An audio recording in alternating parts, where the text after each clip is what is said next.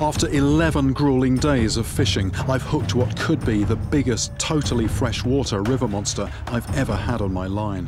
It feels like it has come unstuck from the bottom a couple of times, but it's just most of the time it's just a dead weight. Every now and again there's a slight movement, it rises, and then it sort of sticks down again. Rays stick themselves to the bottom. Prying them off is like pulling the plug out of the river. This just feels like a dead weight, a dead weight. That could be in a tree, it could be in a tree. It's using all its bulk and the flow of the river to defeat me. What I'm going to do, I'm just going to take the boat upstream a little bit, and I'm just going to apply some pressure just from the other side, because if it is in a snag, possibly, if I can just get a different angle on it. Jose has to maneuver very precisely in the strong current. That's the tail hitting the line, tail hitting the line.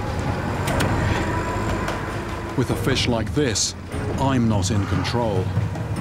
All I can do is react.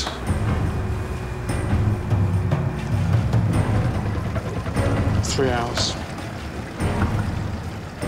This is my longest battle ever, beating even the South African bull shark that took 2 hours and 45 minutes. My back and arms are now burning. That is fish, I think. That is fish, that is fish, that is fish, that is fish moving. It's back. My maneuver worked. So a bit of tactics there. Nothing was happening, nothing. And I think it might have just hooked the line around a branch, so we just changed the angle of the pull slightly. Look at that, there it goes, there it goes, there it goes. That's good, that's good. I want to get it to the beach where I can handle it safely, but that means coaxing it 200 yards further downstream. We've got it literally just 10, 15 feet from the bank. As the creature tires, I have it exactly where I want it. There it is, there it is, there it is, there it is, there it is, there it is! Finally, after perhaps the most punishing battle I have ever had, I land one of the biggest, strongest, and most alien freshwater fish I've ever seen. The thing I really want to do with this one, though, is get a close look at the tail. I mean, obviously not too close. And to think this is a fish that until recently I didn't even know existed. The Chucho de Rio is unlike any other ray I've come across. Okay, nearly 53 inches. Which would make it easily 250 pounds. But what really makes this species stand out is that it is a killer, with a weapon as brutal as a medieval mace, like a club fortified with rusty nails, which it drives in with its massive bulk. I might have to just kneel on top of the animal. Okay.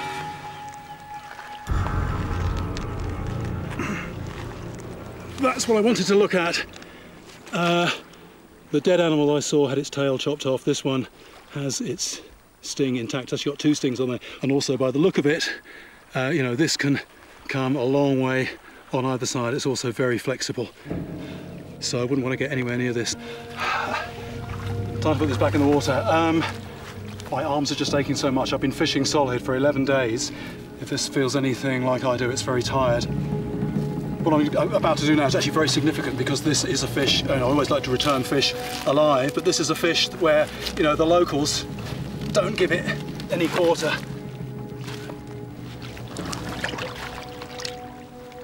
This stingray has evolved to survive in totally fresh water.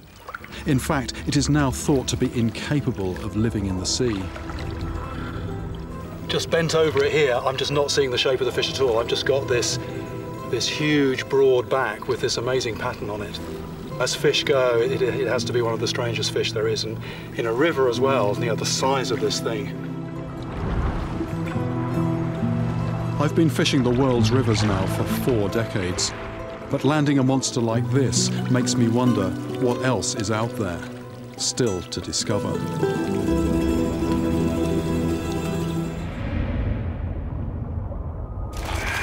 It's an arms war down there. Everything's got teeth. Everything is eating everything else. Oh, crunch. Oh.